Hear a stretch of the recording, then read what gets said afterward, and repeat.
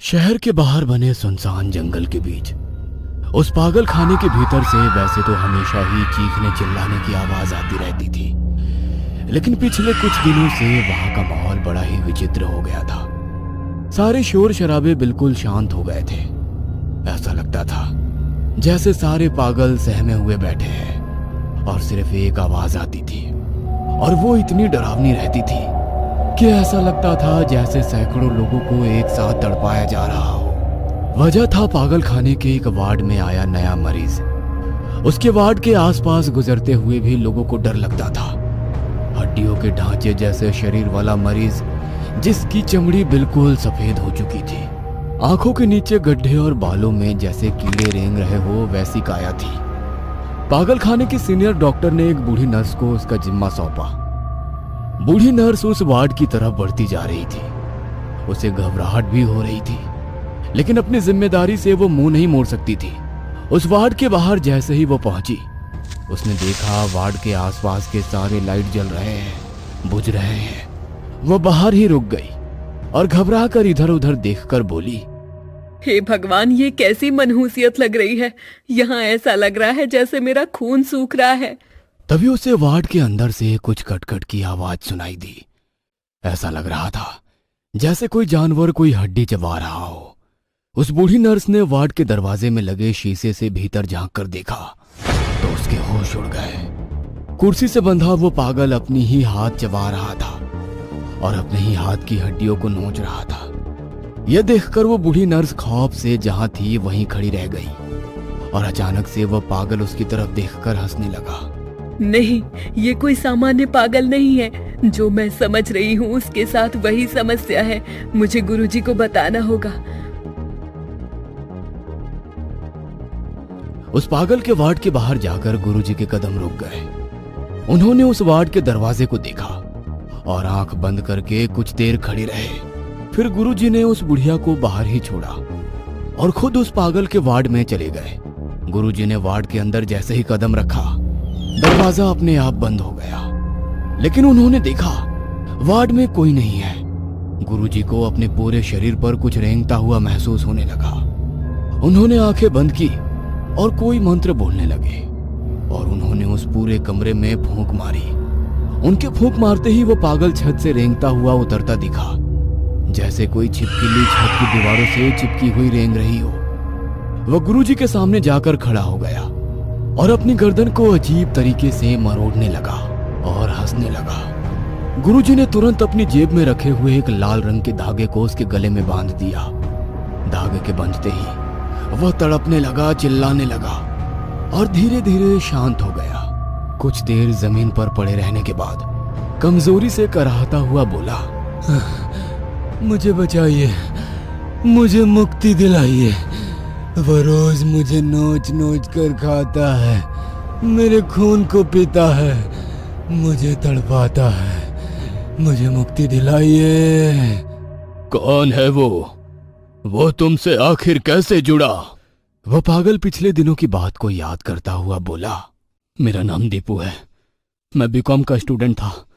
परीक्षाएं आने वाली थी और मेरे छोटे से घर में जहां मेरे माता पिता के साथ साथ 2 बहनें रहती थी, मुझे एकांत नहीं मिलता था। इसलिए मैंने अपने छत पर बने एक छोटी सी कोठरी, जिसको हम लोग कबाड़ रखने के लिए इस्तेमाल करते थे, उसे साफ करके वहीं पढ़ने का सोचा। जब मैं वो कोठरी साफ कर रहा था तब मुझे एक फटी पुरानी किताब मिली जिसमें पिशाचनी साधना के बारे में लिखा हुआ था। मुझे ना जाने क्यों उस किताब को देखकर उत्सुकता हुई और मैं उसे खोलकर पढ़ने लगा। उस किताब में पिशाचनी साधना और पिशाचों को वश में करने के तमाम तरीके लिखे हुए थे। आखिर में यह भी लिखा था कि पिशाच साधना सफल हो जाती है तो इंसान उस शक्ति को अपने वश में कर लेता है और जो चाहता है वो पाता है। मुझे बहुत से धन की जरूरत थी जिससे मैं मेरी जिंदगी संवार सकूं। मैं अमावस की रात को शमशान पहुंच गया और उस किताब को देखकर वो सारे तंत्र मंत्र वाले आकृतियां निकाली और अंत में शराब और मुर्गे की बलि दी। वह सारे मंत्र और विधियां शुरू की, लेकिन कुछ नहीं हुआ। मुझे लगा कि शायद वो सब कुछ झूठ है। मैं सब कुछ भूल गया और मैंने इसका जिक्र किसी से नहीं किया। लेकिन मुझे क्या पता था कि मेरे द्वारा की गई ये सारी विधियां मेरी जिंदगी में बहुत बड़ी मुसीबत को लेकर आने वाली है। अगली रात जब मैं सोया था तो आधी रात के वक्त मुझे मेरी छाती पर कोई बैठा हुआ महसूस हुआ। जब मैंने आंख खोलकर देखा तो वो एक भयानक सा काला साया था, जिसकी आंखें लाल बल्ब की तरह जल रही थी और शरीर के नाम पर केवल हड्डियों का ढांचा था। उसके 2 दांत आगे निकले हुए थे और वो काया से किसी स्त्री की काया लग रही थी। उसने मुझे घूरते हुए कहा कि मैंने उसे बुलाया है और मैं उसकी भूख शांत करूं, वरना वो मुझे मार डालेगी। उसने मुझसे कहा कि मैं उसे आज्ञा दूं कि वो चाहे जैसे अपनी भूख शांत करे, क्योंकि मैंने उसे बुलाया है तो वो मेरी आज्ञा से बंधी हुई है। मैंने अपनी जान बचाने के लिए कह दिया कि चाहे जैसे अपनी भूख शांत करे, मुझे कोई दिक्कत नहीं है। मेरे इतना कहते ही वो गायब हो गई और कुछ ही देर बाद मेरे पिता के चीखने की आवाज आई। जब मैंने उस कमरे में जाकर देखा तो वो तड़प रहे थे। माँ और मेरी बहनें सहमी हुई खड़ी थी। कोई नहीं देख पा रहा था कि उनकी छाती पर वो पिशाचनी बैठी हुई है और उनका खून चूस रही है। कुछ ही देर में मेरे पिता की मृत्यु हो गई। एक एक करके उसने मेरे पूरे परिवार को खत्म कर दिया और आखिर में जब वो मेरी माँ को मार रही थी और मैं मजबूर कुछ नहीं कर पा रहा था और मेरी माँ समझ चुकी थी कि यह सब कुछ कैसे हुआ है, तब मेरी माँ ने बताया कि यह पिशाचनी मुझसे जुड़ी हुई है और अब मेरे साथ ही ये खत्म होगी। लेकिन वो मुझे इस तरह मरने नहीं देगी, क्योंकि मेरे माध्यम से ही वो इस दुनिया पर रह सकती है। इससे पहले कि दीपू आगे कुछ कर पाता, उसके गले का वो लाल धागा टूट गया और वो फिर अजीब तरीके से अपने शरीर को तोड़ने मरोड़ने लगा। एकदम से बेकाबू होकर उसने महात्मा जी का गला पकड़ लिया। तो तू इसे मुझसे बचाएगा? आज मैं सबसे पहले तेरा ही खून पी लूंगी। वैसे भी बहुत दिन से मुझे कुछ अलग नहीं मिला है। इतना कहकर वो महात्मा जी के गर्दन के पास अपने दांत ले जाने लगी, लेकिन महात्मा जी ने अपनी पूरी शक्ति से उसे दूर उछाला और बड़ी फुर्ती से उस वार्ड से निकल गए। महात्मा जी जोर जोर से सांस ले रहे थे। आखिर क्या हुआ गुरुजी, कुछ तो बताइए। ये कोई मामूली आत्मा या भूत प्रेत का साया नहीं है। यह बहुत खतरनाक पिशाचनी है जिसने इसके पूरे परिवार को खत्म कर दिया है और अब इसके शरीर में ही इसकी आत्मा को कैद कर लिया है। वो इसे मुक्त नहीं होने देगी, क्योंकि जैसे ही ये मुक्त होगा उस पिशाचनी को भी इस लोक से जाना पड़ेगा। वह इसी के शरीर में अपना घर बनाकर बैठी है। इसका जल्द से जल्द समाधान करना पड़ेगा, क्योंकि जैसे जैसे वक्त जा रहा है वो ताकतवर होती जा रही है।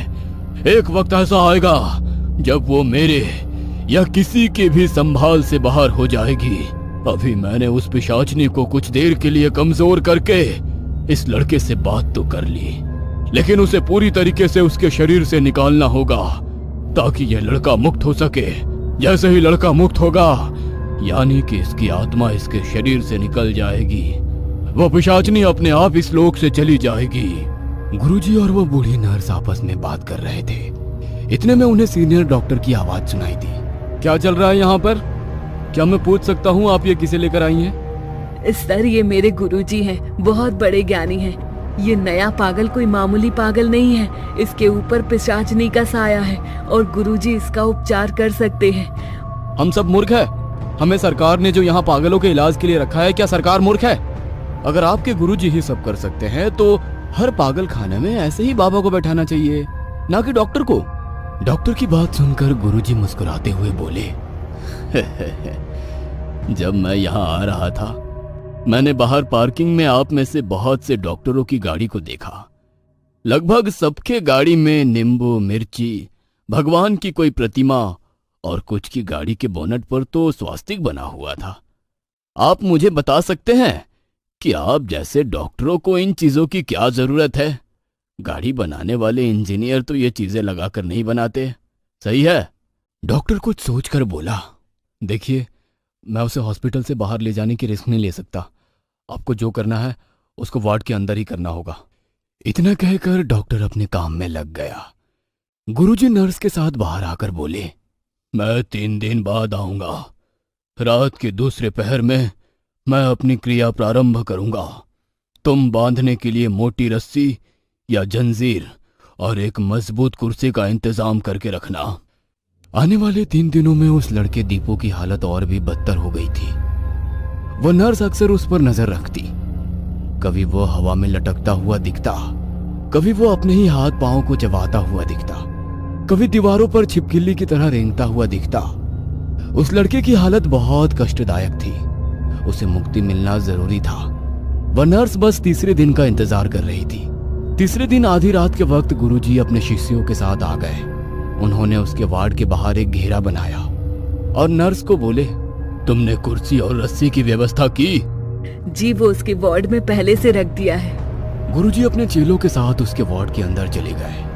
उन्होंने देखा वह अपने बिस्तर पर बैठा हुआ गुरुजी और उनके चेलों को घूर रहा है और उसके होठों पर तीखी मुस्कुराहट थी। इसे पकड़ो और कुर्सी से बांध दो। गुरुजी ने इतना कहा ही था कि वो फुर्ती से उनके एक चेले के गर्दन पर आकर बैठ गया और अपने दांत उनके गर्दन पर चुभा दिया और उसका खून पीने लगी। वह दर्द से चीख पड़ा और वहीं गिर गया। गुरुजी ने अपने दूसरे चेले के साथ मिलकर उसे खींचते हुए कुर्सी पर ले जाकर उस मोटी रस्सी से बांध दिया। कुर्सी से बांधने के बाद भी दीपू शांत नहीं हुआ, बल्कि वो अपने शरीर को, अपनी गर्दन को तोड़ मरोड़ रहा था और बहुत ज्यादा शोर मचा रहा था। वो छूटने की हर कोशिश कर रहा था, लेकिन मजबूत बंधन की वजह से छूट नहीं पा रहा था। गुरुजी ने तुरंत उसके कुर्सी के चारों ओर घेरा बनाते हुए मंत्र का जाप करना शुरू किया और फिर उसके सामने बैठ गए। अपने साथ लाए सारे सामान को निकालकर उन्होंने पूजा की विधियां शुरू की। सामने एक मानव खोपड़ी रखा जिस पर अलग अलग तरीके की चीजों के साथ मंत्र के साथ पूजा करने लगे। जैसे जैसे पूजा होती जा रही थी, दीपू चीखता जा रहा था। लग रहा था जैसे उसको बहुत तेज दर्द हो रहा हो। बीच बीच में वो अपनी नॉर्मल आवाज में भी कह रहा था, मत करिए ऐसा, बहुत दर्द हो रहा है, ये मुझे मार रही है, मत करिए ऐसा। फिर वो पिशाचनी की आवाज में गुर्राने लगा, मैं कहती हूँ बंद कर ये सब, वरना इस लड़के के साथ तुम सबका खून पी जाऊंगी। लेकिन गुरुजी नहीं रुके और आखिर में उन्होंने एक चाकू से दीपू की उंगली काटी और उसका जरा सा खून लेकर उस मानव खोपड़ी पर डाला और उसके साथ ही दीपू के शरीर से धुआं जैसा उठने लगा।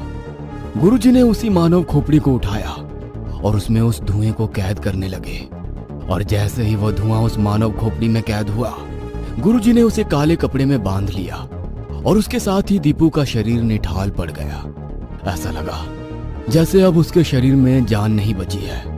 वह मानव खोपड़ी जो काले कपड़े में बंधी हुई थी, वह बहुत उछल कूद कर रही थी। ऐसा लग रहा था जैसे उसमें कैद वो निकलने के लिए तड़प रही है, लेकिन वो निकल नहीं पा रही थी। गुरुजी ने उस पोटली को अपने शिष्य को देते हुए कहा, ले जाओ इसे और जंगल के बीचों बीच जमीन में दफना दो। उनका शिष्य बड़ी फुर्ती से वो पोटली लेकर निकला और जंगल की तरफ चला गया। गुरुजी दीपू के लाश के पास गए और उसकी आंखों को बंद करते हुए बोले, ओम शांति। हेलो दोस्तों, यदि आप हमारे चैनल से नए जुड़े हैं तो हमारे चैनल एवी लाइव को सब्सक्राइब जरूर